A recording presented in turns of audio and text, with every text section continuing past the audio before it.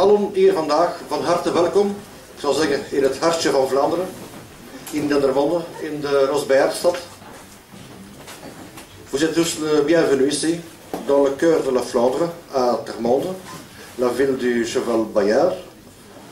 U weet dat Eurus een traditie heeft van het organiseren van congressen en ronde tafels en bijeenkomsten, want Eurus is een geopolitieke denktank. Het thema van het congres vandaag is heel eenvoudig. Het is Europa tegen Wall Street. En waarom zijn we eigenlijk tegen Wall Street vandaag? Ja, veel sprekers gaan daarover spreken vandaag. Ik ga niet alles uitleggen. Dat is omdat Wall Street eigenlijk alle Europese volkeren gewoon vernietigt. Meer niet. Ik ga heel kort zijn. Die vlag hier, die nu hier hangt, SVP, dat is gewoon de vlag die heel dicht bij het spreekgestoelte hangt. Omdat wij vandaag ook voor een groot stuk solidair zijn met de mensen in Zweden die nu lijden onder de resultaten van de multicultuur. Donc, comme disait Chris, ici, donc il me demande de traduire pour les camarades francophones. Ici, évidemment, nous sommes réunis pour discuter autour d'un sujet qui est l'Europe contre Wall Street, parce que nous pensons que l'Europe est en train d'être détruite par les forces de la haute finance et par le mondialisme, et bien évidemment, c'est illustré par Wall Street. L'autre point sur lequel Chris voulait insister, c'était sur le drapeau qu'il y a devant la tribune, qui est un drapeau du SVP, qui est un parti suédois, et il insistait là-dessus parce que vous savez ce qui se passe depuis 5 jours dans Stockholm, c'est-à-dire qu'il y a des émeutes raciales, il faut les appeler par leur nom. Ça fait 5 jours que le fameux modèle suédois de la tolérance, du vivre ensemble, eh bien, elle part en fumée, comme des dizaines de voitures. Et voilà, et donc en ce jour, c'est pour ça qu'on a mis le drapeau suédois là, parce que, évidemment, en ce jour, nous sommes tous des Suédois, parce que ce qui se passe aujourd'hui à Stockholm, si c'est passé il y a 15 jours sur les Champs-Élysées à Paris, eh bien, demain, ça va se passer à Bruxelles et à Anvers. In English, yeah. What's the in English? One has made a reference to the problems now in Stockholm, and we see this as a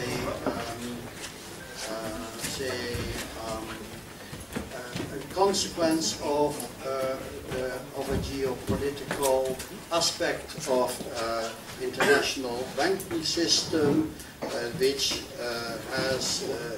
is intent on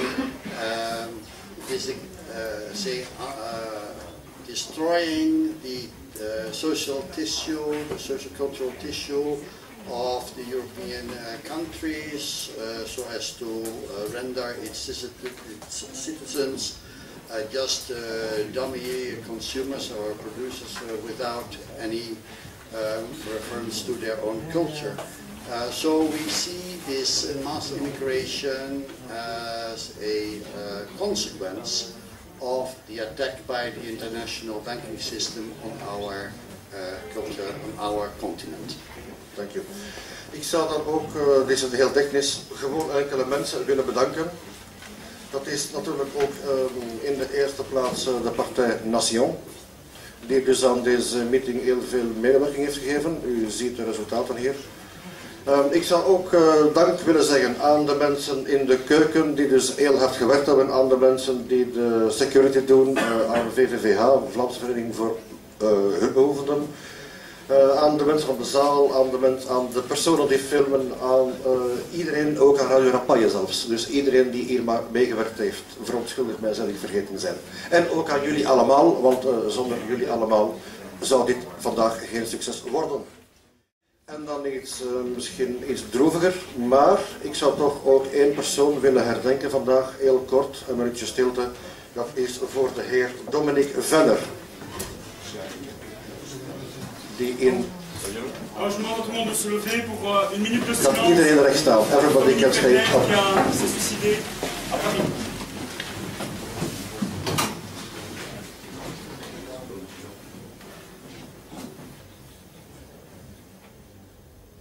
Oké, u kan zitten. Dat is dat hier vandaag is hier heel speciaal een cameraploeg aanwezig, dus RTL. Er is een akkoord gemaakt, dus RTL zal niemand in close-up nemen. En nu de mensen die dan toch absoluut niet in beeld willen komen, die zouden misschien toch wel iets uit de buurt, dat moet je ook niet rond die camera gaan hangen. Hè? Okay. Donc vous aurez sans doute remarqué qu'il y a une caméra un peu plus grosse que d'habitude, c'est celle d'RTL. Donc on a pris un accord avec eux qu'ils ne filmeront pas le public en close-up. Maintenant, si évidemment ils vont peut-être prendre des images de la salle, si vous ne voulez absolument pas être sur les images, contactez la journaliste d'RTL qui est là dans le fond, elle bouge la main, et elle, comment dirais-je, et elle prendra note plus ou moins de votre description et ils feront ce qu'il faut pour que vous soyez floutés. Maintenant, l'idéal, c'est d'essayer de ne pas, ceux qui ne veulent vraiment pas, de ne pas être dans le champ de la caméra.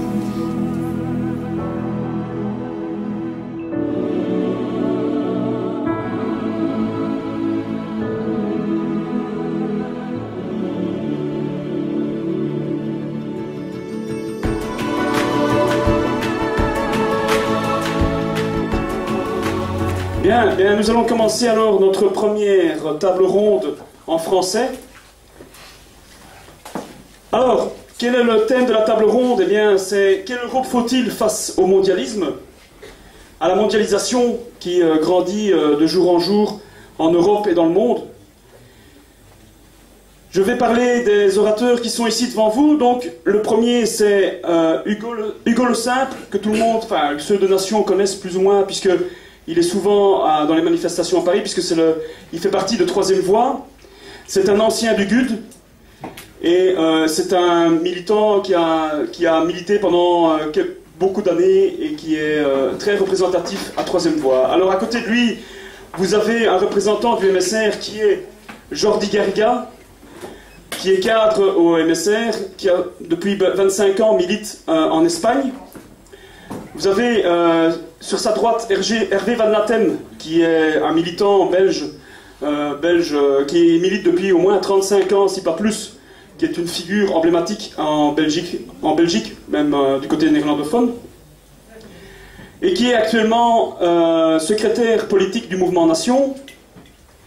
Et alors, vous avez un représentant hollandais qui est Alfred Wierling, qui a fait partie du mouvement ex-Centrum Partij, puisque c'est un mouvement qui n'existe plus, qui s'est présenté aux élections dans les années 84 et qui a eu visiblement un succès intéressant. Voilà. Alors, je vais commencer par ma table ronde par une petite question. Je vais commencer par une question à tout le monde. À votre avis, actuellement nous sommes dans une Europe plus économique qu'autre chose. Alors, quelle Europe voulez-vous? Et je voudrais que ce soit très court, à peu près une phrase ou deux, très court. Hugo? Alors pour commencer, je vais dire que je suis pas d'accord avec toi quand tu dis que l'Europe est strictement économique. Pour moi, elle est déjà largement politique. Et elle est, c'est un ensemble d'institutions politiques au service d'un projet économique qu'on appelle l'eurolibéralisme et qui en fait est parfaitement intégré au mondialisme. Donc ça c'est la première des choses. On ne peut pas dire que l'Europe est uniquement économique parce qu'en fait ça risquerait de créer la confusion entre l'Europe que personnellement moi je veux, qui est essentiellement réduite à un marché commun. Je pense que c'est la vision de Sergio Gobet de Troisième Voie, un marché commun à contrôler par des entités politiques nationales. Donc l'Europe que je veux, c'est celle-là. C'est une Europe strictement économique, sous domination politique des nations qui la composent. Ok, merci. Bon, je suis d'accord avec Hugo, basiquement. Des mesures pensent que les Européens, nous avons une nation politique, que c'est l'Europe, que nous devons noter pour notre nation politique, que ce sera l'Europe, le projet est à venir. Nous avons notre nation historique, l'Espagne, la France, l'Italie, et nous avons notre nation ethnique, notre nation carnale, que peut-être la Wallonie, le Flandre, la Catalogne, etc. Merci. Moi, je vais évidemment rejoindre en partie ce que mes deux camarades ont dit, sauf que moi je dirais que je veux aussi en plus de ce qu'ils ont dit, une Europe géographiquement bien plus grande. Moi, je veux une Europe qui va de Brest à Vladivostok. Je veux une Europe dont on fera partie de manière intégrante et centrale la Russie. Moi, je veux une Europe qui serait une sorte d'empire qui comprendrait des centaines de millions d'habitants. L'Europe, pour moi, c'est seulement un petit continent dans le monde.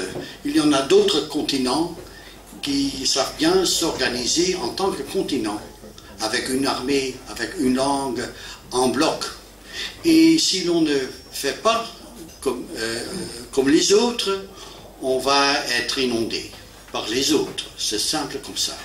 Donc, il faut éviter de continuer une Europe qui mène les guerres pour un autre continent, l'Amérique, une Europe qui dislocalise ses industries vers un autre continent, l'Asie, une Europe qui remplace son peuple par ceux des autres continents, les Africains ou les Arabes, n'importe où. Donc, il faut vraiment bâtir une forteresse européenne et savoir son identité. Il faut savoir ses limites. Bon, on va aujourd'hui parler du système économique. Nous sommes inféodés au système... Oui, mais ça, je crois qu'on en parlera plus tard. Hein. Donc, chaque chose a son temps. Tu auras l'occasion de pouvoir t'exprimer là-dessus. Merci. Alors, je vais donner la parole à Hugo pour la question que je vais lui poser, c'est-à-dire... Hugo, tu fais partie de Troisième Voie. Troisième Voie est un mouvement ouvertement solidariste. Quelle est ta vision, enfin, quelle est la vision de Troisième Voie, quelle est la vision du solidarisme de l'Europe? Donc je vais pouvoir développer ce que j'avais dit en introduction. Notre vision de l'Europe, c'est, sans forcément rentrer dans un débat géographique avec Hervé pour savoir si ça va de Brest à Vladivostok ou de Lisbonne à l'Oural. On verra si on en débat plus tard. Je pense que déjà il faut construire le concept de l'Europe qu'on veut. Notre vision solidariste, elle est d'abord conduite par la définition du combat qu'on mène contre un ennemi. Cet ennemi, c'est le capitalisme globalisé, c'est ce qu'on peut appeler le mondialisme. La question, c'est quelle est l'Europe qu'on veut construire pour résister le mieux possible à cet ennemi et pour défendre ce à quoi nous tenons, c'est-à-dire nos identités, nos économies, nos vies tout simplement, nos acquis sociaux. Alors, voyons comment l'Europe est construite actuellement et voyons quel type d'Europe on pourrait leur opposer. Et quel est le principal point de faiblesse d'une Europe politique centralisée, que ce soit à Bruxelles ou à Strasbourg ou à Berlin ou ailleurs, si on construit un État fédéral européen, comme c'est le rêve d'un certain nombre d'organisations politiques, comme c'est en fait un rêve qui est en train de se concrétiser aujourd'hui, le principal problème qu'on peut rencontrer en tant que nationaliste, en tant qu'identitaire, c'est de créer tout simplement une bureaucratie qui gérerait l'ensemble du continent européen, particulièrement vulnérable aux agressions des lobbies et des milieux d'affaires. Plus vous allez concentrer le centre névralgique de pilotage économique et social et politique de l'Europe, plus vous réduisez le problème à un problème pour le mondialisme. C'est-à-dire que le mondialisme n'a plus qu'à intervenir sur ce point de pilotage, comme il le fait tous les jours que Dieu fait à Bruxelles, je crois que Bruxelles est la ville qui contient le plus grand nombre de fonctionnaires à cause de l'Europe, et aussi le plus grand nombre de lobbyistes. Ces gens-là mangent ensemble, dînent ensemble, vivent ensemble, peut-être couchent ensemble. Il y a des salles prévues rien que pour eux, je crois, même voilà. Au Parlement européen. À partir du moment où vous éclatez les centres de pouvoir et les centres de décision européens, et où vous remplacez cet État, cette bureaucratie européenne, par un système de fonctionnement intergouvernemental, par des réunions sommaires entre les États-nations, déjà vous avez multiplié le problème pour le mondialisme par autant d'États-nations qu'il y a. Donc, le but n'étant évidemment pas de lui rendre la vie facile, c'est déjà un avantage. C'est pour ça que je suis, et que Troisième Voie est, très attaché à l'idée gaulliste d'Europe des nations. Parce que c'est en fait une sorte de forfait sans engagement. Effectivement, faisons l'Europe, faisons ce marché commun, faisons cet avenir commun. Mais si jamais tout d'un coup on se rend compte qu'un État européen ne joue plus le jeu de l'Europe, Et c'était ça le problème des années 60, c'était ça le problème de Gaulle contre l'Allemagne, c'est ça surtout le problème de Gaulle contre l'Angleterre, c'est qu'on ne va pas faire rentrer un pays dans l'Europe s'il est susceptible de jouer une carte atlantiste, une carte américaine, une carte sioniste, au moment où nous voulons jouer une carte européenne. Donc la question c'est déjà, évitons de créer une bureaucratie qui pourrait être immédiatement captée, subvertie par nos ennemis. C'est pour ça que je pense que au moins dans un premier temps, c'est-à-dire pour les siècles à venir, si nous voulons détruire Bruxelles, ne refaisons pas un nouveau Bruxelles soi-disant identitaire, nationaliste, qui serait très rapidement subverti. Et on sait à quel point les mouvements nationalistes peuvent être très rapidement captés par nos ennemis. Donc ce n'est pas une garantie, notre victoire n'est pas une garantie de victoire à long terme. Et vaincre notre ennemi, si nous arrivons à vaincre notre ennemi à moyen terme, ça ne voudra pas dire l'anéantir, et ça ne voudra pas dire qu'on l'aura désarmé, et il sera toujours là pour essayer de récupérer ce qu'on lui aura pris.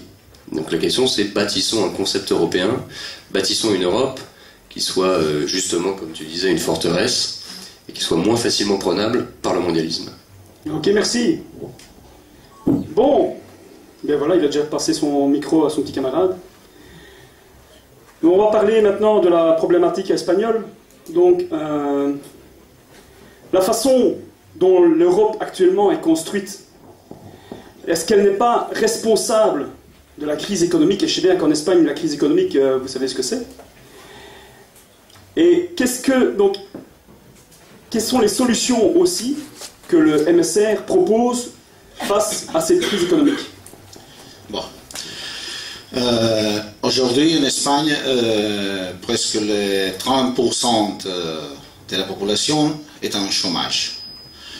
Chaque jour, il y a des centaines et centaines de gens qui sont expulsés de chez soi parce qu'ils ne peuvent pas payer. Il y a chaque jour centaines de suicidés parce qu'ils ne peuvent pas payer rien. L'État en Espagne a été absolument disparu. Aujourd'hui, l'Espagne a été l'une des grandes victimes du système libéral capitaliste. Alors, l'Europe, c'est bien sûr que les institutions de l'Union européenne, ce sont des grands responsables, surtout dans son incarnation dans l'Allemagne, mais surtout, tout cela, c'est la conséquence d'un problème global. Et ce problème global, c'est que le capitalisme, le système libéral, a commencé un chemin, un retour. On peut dire un retour. Ça veut dire, ils veulent retourner, se rendre au 19e siècle. Ça veut dire, pendant plus de 10 ans, après la Deuxième Guerre mondiale, le capitalisme a toléré l'État, a toléré les droits sociaux syndicaux pour les travailleurs dans le monde qu'on dit occidental. Mais pourquoi? Parce que le capitalisme, le libéralisme, ils veulent des bonnes choses pour les travailleurs? Pas du tout. Parce qu'il avait un grand ennemi devant soi, qui était le monde soviétique, le communisme. Et il a voulu avoir la paix sociale dans son monde. Bien. Aujourd'hui, il voit qu'il peut se débarrasser de tous ses droits, peut se débarrasser de l'État. Et on a commencé à détruire, à mettre en pièces tout ce que nos pères, nos grands-pères, dans toute l'Europe, ils ont construit. Quand le syndicalisme a été un vrai syndicalisme et pas aujourd'hui, qui sont des traiteurs de la classe ouvrière. Et pour cela, quelle chose emploie le pouvoir financier. C'est vrai qu'il y a des guerres localisées dans la Syrie, Afghanistan, tout cela, mais le système emploie des méthodes violentes quand il n'y a pas d'une autre solution. Mais aujourd'hui, c'est surtout la violence financière qui a commencé pour la Grèce, pour l'Espagne, pour l'Italie, je pense. Et aujourd'hui, je pense que la France subira, la Belgique, etc. Bien. Pour faire possible cela, les États-Unis de l'Amérique, ce sont les bras armés de la globalisation. Provoquent des conflits pour faire possible ce chemin en arrière, en retour, au XIXe siècle. Et surtout parce qu'ils sont dans une île isolée parmi des océans, ils sont très tranquilles et ils ne veulent pas qu'il y ait des autres puissances émergentes qui peuvent mettre en place une autre économie ou des autres solutions, comme peut-être la Russie, la Chine ou l'Europe. Pour solutionner ça, bon, pour commencer, nous devions être plus unis, nous devions être un mouvement politique européen qui ait beaucoup de la force, mais surtout une mesure générale, pour ne pas mélanger. Nous devons finir avec l'indépendance de la Banque centrale européenne. C'est inadmissible que les politiciens, le peuple, n'aient aucune influence sur la directrice économique en Europe. L'autre chose, c'est le protectionnisme et la promotion des produits locaux. Parce qu'une économie où encore les travailleurs ils ont encore des droits sociaux, ne peuvent pas compétir contre un pays où les travailleurs ce sont des esclaves qui n'ont aucun droit. Parce que les salaires sont plus vastes et les produits, si nous ne protégeons pas notre frontière, nous sommes envahis par des produits de mauvaise qualité et produits par des gens qui sont des esclaves. Alors, la solution que propose le système libéral, ça veut dire, alors, soyons tous des esclaves. Et il faut diffuser surtout une culture de solidarité nationale face au multiculturalisme. Parce que si aujourd'hui, hier le communisme a été un grand péril, aujourd'hui le grand péril, le grand danger pour notre société, c'est le multiculturalisme. Il faut que l'économie européenne soit gérée pour une politique, la politique sur l'économie, et que l'économie européenne soit organisée avec des espaces autocentrés, avec des pays d'une culture proche, d'une consommation de proximité, pour réussir dans une promotion d'une culture responsable et écologiste. Et pour cela, il faut être indépendant. Et malheureusement, aujourd'hui, l'Europe n'a pas les moyens, elle n'est pas indépendante pour réussir. Ok, merci. Je vais me retourner vers mon ami hollandais, juste à ma gauche. Alfred Wirling. Bon, on a bien entendu les problèmes que l'économie, la crise en Espagne, il n'y a pas qu'en Espagne, il y a au Portugal, en Grèce, et j'en passe et des meilleurs. La crise a été en grande partie faite par les banques. Est-ce que tu ne trouverais pas une autre alternative au système européen? Oui, comme j'ai dit dans mon introduction, bon, comme ça, voilà. En plus, voilà, on va appeler ça, non. J'étais moi-même victime de l'immigration, j'ai dû changer de mon appartement quelques fois, et c'était dans les années 80, donc j'ai eu le temps de comprendre que l'immigration et le multiculturalisme, c'est un moyen, une arme de ce système bancaire international. Et je voudrais bien vous expliquer le mal primordial de ce système pour arriver à des tentatives réalistes dans l'histoire que l'on a en fait un peu oubliées. Mais je dois réagir aussi à ce qui se dit autour de moi. Oui, ce système bancaire international a causé bien de problèmes, mais pas tous les problèmes de nos économies nationales sont refutables à ce système. Il y a une grande différence entre l'économie allemande et française, par exemple, un énorme différentiel de compétitivité, une énorme différence de gérance. Et je n'appartiens pas à ceux qui veulent attribuer toutes ces différences à ce système bancaire. Hein. Il y a aussi une grande différence de mentalité dans nos divers pays européens.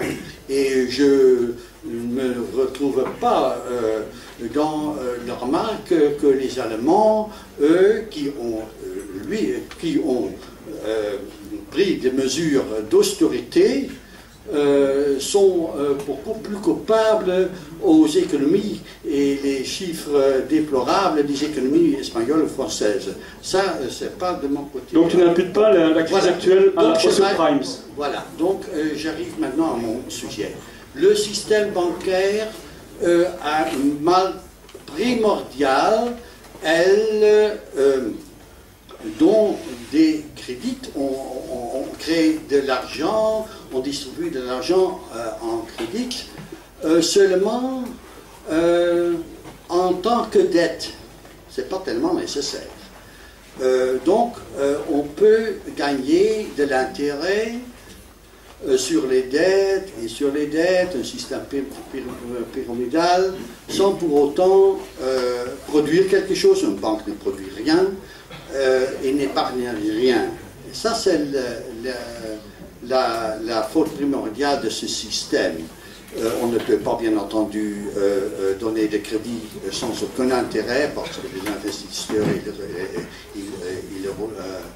ils ont un risque, bien entendu, mais des intérêts à 1% peut-être ça va, mais l'autre, s'il y en a des intérêts plus de 2%, c'est le vol institutionnalisé. Ce système s'est organisé sur le plan mondial. Maintenant, on a inféodé l'Europe, par exemple, par des systèmes militaires, des blocs militaires et des blocs de libre-échange. On va faire la même chose dans le Pacifique. Et bon, on est là donc pour savoir comment résister à ce système d'inféodation de nos économies à cette élite, disons, cosmopolite qui parasitaire. Voilà.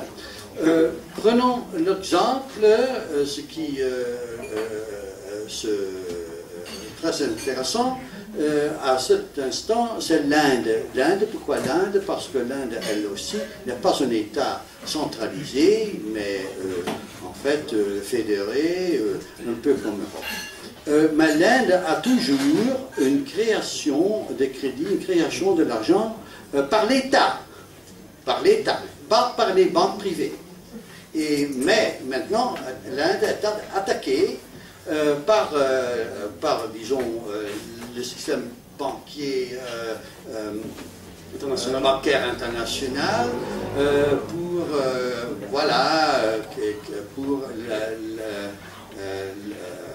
essayer de l'incorporer dans des blocs de libre-échange et militaires du Pacifique du Sud. l'Inde a toujours un choix. L'Europe n'en a plus. On n'a pas une armée. Le seul arme nucléaire que l'on a, c'est la force de frappe de la France. On n'a pas une langue. On ne parle pas, M. Kissinger a dit qu'il n'y a pas même un numéro de téléphone là-bas en Europe. Et je crois que on doit donc s'organiser de façon à faire face à cette inféodation à ce système bancaire. On a vu dans l'histoire des tentatives réalistes et de grand courage pour, disons, trouver une alternative, c'est-à-dire création et distribution de l'argent par l'État, ou bon, il y en a des modes de vivendi. On a su introduire de l'argent provenu de l'État au même temps que les banques privées étaient toujours en fonction. Monsieur Roosevelt l'a essayé, Monsieur Kennedy l'a essayé, il a été peut-être tué pour cela. Il y en a beaucoup de tentatives. Est-ce qu'on peut revenir au sujet de la, et ce qui me frappe, c'est que la presque totalité des partis ou groupes soi-disant nationalistes en Europe, eux, n'ont pas aucun programme réaliste d'alternative pour ce système bancaire. Il y en a, je peux les nommer, mais la quasi-totalité n'en a pas. Donc, il y a le Partei Deutschland, il y a l'Europe d'or en Grèce, il y a Jacob... tout le monde, tous les partis politiques ont quand même un système économique qui veut mettre en place. Ils souscrivent tous ce système de crédit sur base de dette. C'est ça la faute fondamentale de ce système. C'est pour ça que nous voulons le solidarisme. Il y a ce mot solidarisme, je ne sais pas parce qu'il y en a beaucoup qui en parlent, mais il faut remplacer le système de donner des crédits sur base de dette. Ça, c'est le problème.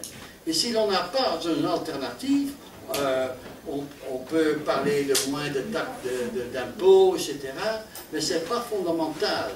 Les États qui ont voulu introduire un système étatique de création et de distribution de l'argent ont été bombardés par presque tout.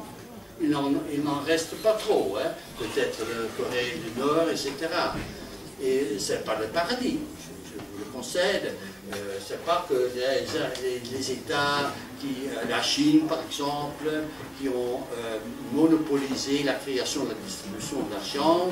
Ce n'est pas une garantie pour la distribution. Ok. Mais est-ce que tu as une solution, une alternative à ce système? Qu'est-ce que tu verrais comme proposition pour faire une alternative à ce système? Ce que je voudrais bien vous proposer, c'est d'avoir un think tank, un centre d'études pour nos cercles, disons, nationalistes, ou en tout cas anti-mondialistes dans l'Europe, et de comparaître les programmes qui sont déjà un peu élaborés dans ces listes de partis que j'ai ici, et de vraiment retourner au mal primordial du système bancaire et d'attaquer ça. Parce que si l'on n'attaque pas ça, ce système pyramidal de dette, on n'arrive jamais à guérir les autres mâles qui en sont les conséquences. Donc, ça, c'est ma contribution. Impeccable, merci. Eh bien, voilà, il ne reste plus qu'un. Hervé Van Latem, Alors Hervé, on a parlé beaucoup de choses, on a parlé de la crise, on a parlé des solutions, parce que bon, on critique toujours les gens critiquent toujours comme quoi on n'a pas de solution. Ici on a quand même apporté pas mal de solutions. Donc, pour toi, est-ce qu'il serait mieux d'avoir une Europe des peuples ou une Europe des nations? Alors est-ce que tu pourrais déjà nous expliquer quelle est la différence entre l'Europe des peuples ou l'Europe des nations? Et alors, pour nation, quelle serait la meilleure alternative entre ces deux-là? Bon ben, en fait, pour répondre à la première question, ce qu'on entend par l'Europe des peuples, c'est reconnaître qu'il faut une Europe avec une Corse indépendante, avec un Pays Basque indépendant, avec une Flandre indépendante, etc., etc. Le problème, c'est qu'on sait où ça commence et on ne sait jamais trop où ça finit. Alors, par rapport à ça, c'est typiquement une réponse où on peut y répondre, enfin une question à laquelle on peut y répondre avec le cœur ou avec la raison. Alors mon cœur, je pense que c'est une surprise pour personne, il est pour l'Europe des peuples. Et je vais en profiter ici, ik wil ook profiteren om onze Vlaamse kameraden begroeten en bedanken voor hun ontaal en hun vriendschap. Al de Nederlandstaligen die vandaag hier gekomen zijn om een ronde tafel in het Frans te luisteren, hebben blijkbaar begrepen dat wij hetzelfde vijand hebben. En hij heeft één woord in het Nederlands, in het Frans of zelfs in het Engels, dat is mondialisme. En daarvoor, dat is denk ik heel interessant. Donc, effectivement, moi, par mon expérience militante, mon expérience de vie, ma sympathie peut-être personnelle, j'ai une certaine sympathie pour l'Europe des peuples. Et moi, j'ai pas seulement une sympathie théorique, j'ai une sympathie pratique. Quand j'étais jeune, il m'est arrivé d'aller parfois jouer avec mes petits camarades nationalistes flamands, et les matraques de la police et de la gendarmerie belge, je les ai parfois côtoyés, même un peu sentis. Les autopompes aussi, enfin, diverses choses. Donc, mon cœur, il est pour l'Europe des peuples. Mais, le monde, il évolue. Et il faut un peu y penser avec la raison. Le monde, depuis 1948, il a beaucoup évolué. Il y a eu la globalisation. Il y a eu les mouvements de population. Il y a aujourd'hui deux superpuissances, les États-Unis d'Amérique, et une qui est en train de monter très fort, qui est la Chine. Et face à ça, effectivement, il faut quand même se poser la question de savoir si le Pays Basque tout seul pourra y faire quelque chose. Je ne le crois pas. Je crois que face à des superpuissances, il faut construire une autre superpuissance. Mais si on veut peser sur les choses du monde, il faut donc une Europe qui dépasse l'Europe des peuples, une Europe qui dépasse l'Europe des patries, c'est-à-dire une Europe assez forte. Mais cette Europe assez forte, pour peser sur les choses du monde, ça va être une Europe qui respecte la liberté et l'identité des peuples. En fait, je crois qu'aujourd'hui, il faut voir ça comme des poupées russes. Ça tombe bien, vu le nom d'Euro-Russe.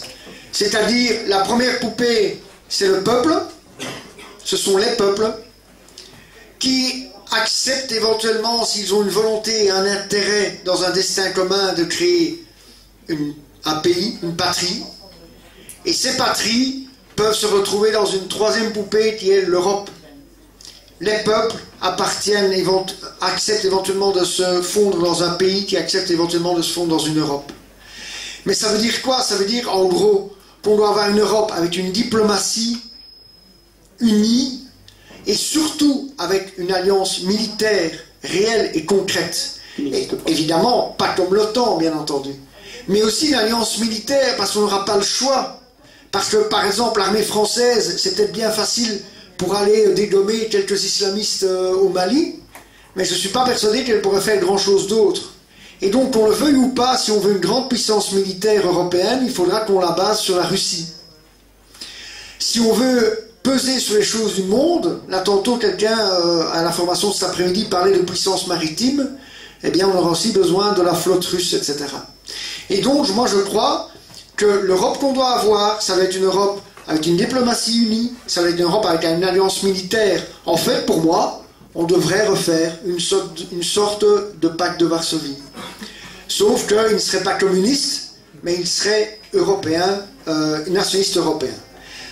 Parce que, dans le temps, qu'est-ce qui se passait quand les Américains envoyaient un porte-avions près d'une zone à risque dans le monde, eh bien, 8 jours après, 5 jours après, arrivait un bateau russe de guerre. Maintenant, pendant des années, le monde qui était bipolaire est devenu unipolaire avec une superpuissance militaire qui faisait ce qu'elle voulait. Ce qu'il faut, c'est que le monde redevienne au moins bipolaire, c'est-à-dire avec une puissance militaire et diplomatique qui puisse rivaliser avec les États-Unis d'Amérique. Et ça commence un tout petit peu, on le voit avec ce qui se passe en Syrie. Parce que vous comprenez bien que s'il n'y avait pas la Russie pour faire comprendre aux Américains qu'il y a une ligne rouge à ne pas franchir, eh bien, il y a longtemps qu'au nom d'histoires bidons comme d'habitude, du genre armes chimiques, massacre de la population, etc., etc. Parce que tout le monde sait bien qu'en Syrie, ce ne sont pas les gentils islamistes qui tuent la population, bien entendu. Ce sont les méchants du régime. Et donc, par rapport à toutes ces histoires-là, eh bien, il y a longtemps que les Américains seraient en train de bombarder Damas pour aller aider leurs petits camarades islamistes qui sont en train de perdre la guerre. Pourquoi ils ne le font pas? À cause de la Russie. Parce que la Russie redevient une puissance. Ce que moi je voudrais, c'est que ce ne soit pas un bateau russe qui aille contrebalancer la présence d'un bateau de guerre américain. Ce que je voudrais, c'est qu'un jour, ce soit un bateau de guerre européen qui aille contrebalancer le bateau de guerre américain. Ceci dit, une alliance militaire, une armée européenne réelle, une diplomatie européenne réelle, mais à côté de ça, le respect des lois de chaque nation et surtout le respect de l'identité de tous les peuples. Et quand je dis l'identité de tous les peuples, c'est bien évidemment avant tout l'identité culturelle, mais aussi l'identité historique, les traditions et les valeurs éthiques de chaque peuple. Ça, je crois que c'est quelque chose qui peut aller entre le cœur et la raison, c'est-à-dire une grande Europe forte sur un plan diplomatique, militaire et évidemment économique, mais qui défend et qui protège les identités culturelles de chaque peuple européen.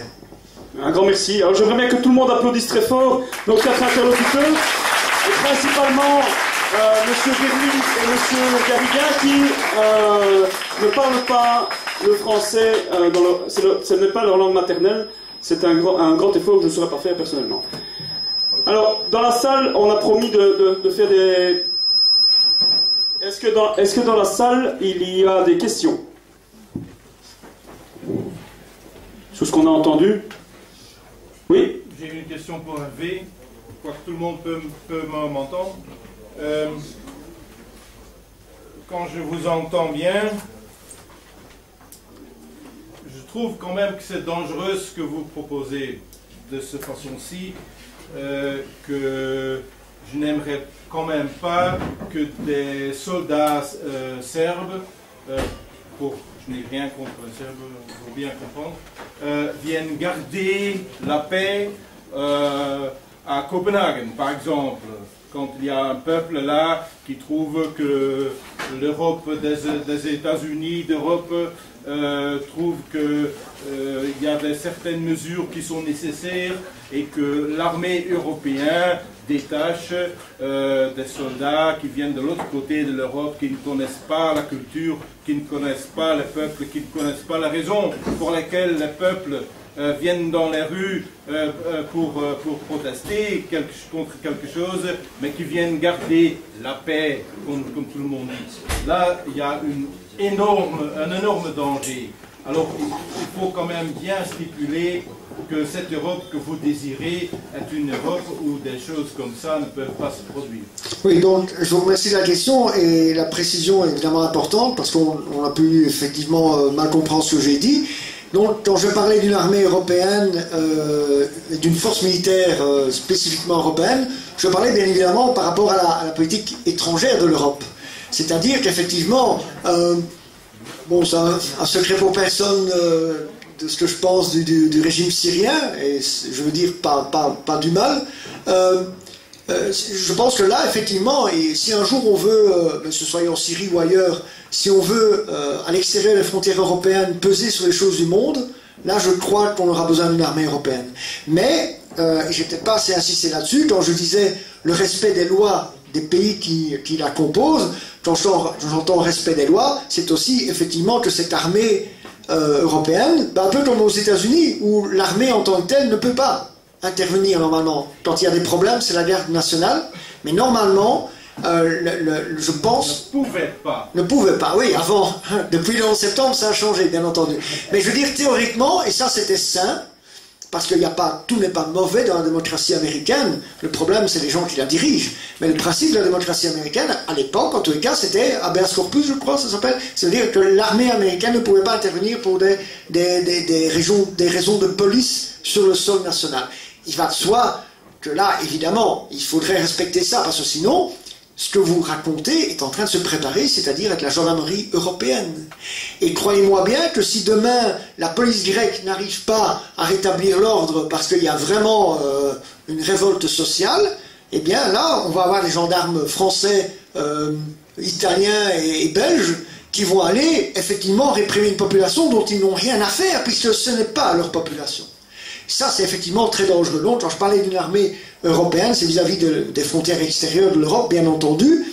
Pour le reste, les pays doivent garder leur souveraineté, et avant tout, leur souveraineté de police. Mais, voilà, votre question a été très intéressante, parce que manifestement, j'aurais dû insister là-dessus. Ok, ça, fantastique. Alors, quelqu'un a-t-il une autre question à poser à nos orateurs?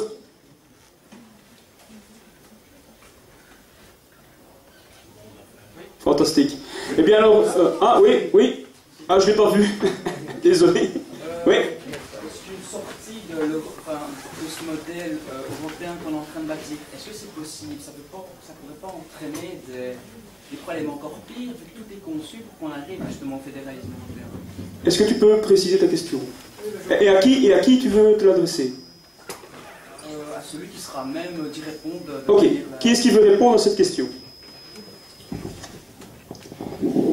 Ta question, c'est en gros, c'est quoi les conséquences si un pays de la zone euro décide de sortir de manière unilatérale et si la zone euro s'effondre? Quelles conséquences ça peut avoir? Voilà, parce qu'on travaille tous pour l'instant à faire une Europe une et unie. Quoi. Donc, je voulais savoir, si on sort, est-ce que ça ne pourrait pas entraîner des gros problèmes, justement pour les États? Le but c'est d'en créer, alors en tout cas moi je vais parler pour Machiavel, le but c'est d'en créer des gros problèmes à une Europe que nous ne voulons pas. Moi je suis pas pour une Europe de la zone euro, je suis pas pour une Europe de Bruxelles, donc si le retrait d'un pays quel qu'il soit, même si c'est le mien, entraîne de gros problèmes pour cette zone euro, politiquement je suis satisfait. Alors après évidemment le problème c'est que ça a des conséquences économiques qui peuvent être à court terme très peu souhaitable pour l'ensemble des pays européens. Mais ça, c'est comme dans n'importe quelle guerre. Avant la victoire, il faut se battre. Et en général, par rapport à la drôle de guerre, le moment où tu te bats et où on se bat pas, le moment où tu te bats, c'est moins drôle que ce qu'il y a avant. Mais c'est surtout moins drôle que ce qu'il y a après, normalement. Le but, c'est de se battre pour vaincre. Donc si on sort de la zone euro, même si ça entraîne des conséquences, même si évidemment il y aura d'une part, si ça se fait dans un sens de résistance nationale des États européens contre le mondialisme, il y aura évidemment des mesures de rétorsion de la part de ce système et des pays qui le portent, comme les États-Unis. On peut s'attendre évidemment à une guerre économique des États-Unis contre les pays qui voudraient sortir de la zone euro, qui voudraient sortir de la zone euro dans un sens, dans le sens de la construction d'une Europe plus européenne que ce qu'elle est aujourd'hui. Oui, ça aura des conséquences. Il y aura peut-être une montée du chômage, mais le problème c'est que de toute manière on va y aller. C'est qu'on est dans un système qui est en train d'organiser lui-même une crise, parce que finalement on se dit, quitte à rentrer dans une crise, puisque le système n'a plus les moyens de subvenir aux besoins de la consommation européenne et de la consommation occidentale, même au sens large. Donc ils organisent la crise, ils organisent la paupérisation, la déflation, la décroissance des pays européens. Donc ils vont nous le faire de toute manière, ce mal-là. Quitte à en passer par une période de crise grave, autant que ce soit en faveur d'une reprise en main de notre destin et de notre liberté, plutôt qu'uniquement d'aller vers un esclavage moins confortable. Si t'as pas le confort, au moins t'as la liberté. Si on t'enlève le confort et qu'on te rend pas la liberté, en fait t'es deux fois perdant. Voilà, l'idée c'est simplement comprendre qu'on est en guerre, qu'il ne s'agit pas seulement d'un problème de gestion. Dire l'Europe qu'on veut, c'est d'abord une Europe européenne, hein, et comprendre qu'on veut d'abord être libre. On veut d'abord reprendre en main notre destin en tant que nation et en tant que continent. Et donc ça passe par comprendre qu'il ne s'agit pas simplement de trouver un système qui fonctionne mieux. Je ne suis pas complètement d'accord avec Hervé sur sa conception de l'Europe. On n'a pas forcément la même manière de résoudre. C'est-à-dire que si jamais on était ensemble aux affaires dans une Europe européenne, peut-être qu'il y aurait un débat, peut-être qu'on ne serait pas dans le même parti, qu'il y aurait une vision plus fédérale et une vision plus nationaliste. Mais au moins on serait d'accord sur une chose, c'est qu'on veut une Europe libre. On veut une Europe libre du mondialisme et libre de l'influence américaine. Fantastique. Voilà. Est-ce que ça répond à ta question? Est-ce que ça répond à la question? Ouais, c'est bien, c'est fantastique que ce soir, donc il y a des débats même au sein de la table. C'est ce qu'on voulait. Y a-t-il d'autres questions? Ou est-ce que les estomacs commencent à crier faim? Oh bien, ben, je vais donner la parole alors à l'organisateur qui est Chris Roman. J'aimerais bien qu'on l'applaudisse très fort pendant qu'il arrive. Parce qu'il a fait ça comme un chef. Et eh bien, je pense qu'il va nous annoncer une bonne nouvelle. Donc je vais me retirer et préparer mon couteau et ma fourchette.